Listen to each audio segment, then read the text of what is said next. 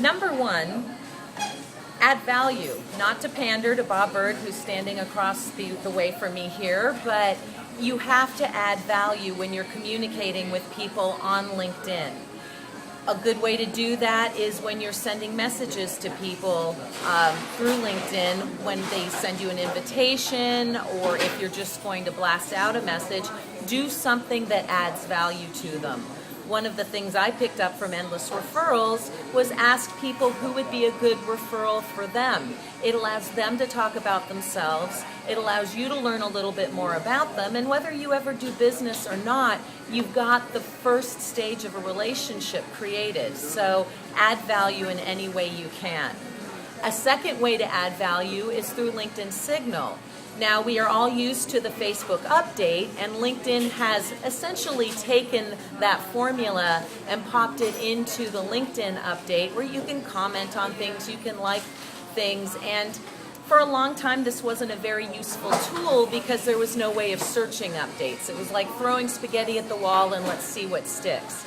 But now, through LinkedIn Signal, you can actually do a search, find some updates on keywords that you're interested in. It might be your company, your name, or your client industry, or your ideal client.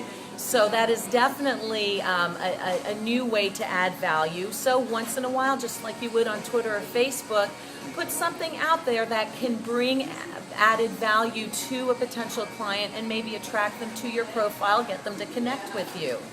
The third thing is a relatively new tool called Signal, or called,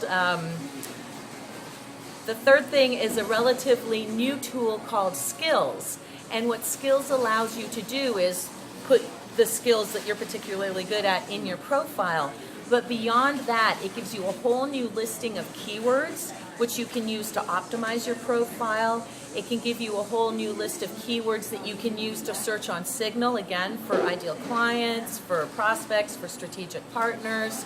And it shows you who the thought leaders are on LinkedIn in those particular skill areas. So that gives you the ability to potentially create new strategic partnerships with people, as well as letting you know companies that have those skills listed and groups that have those skills listed. And if you're looking for a job, jobs in those particular skill areas.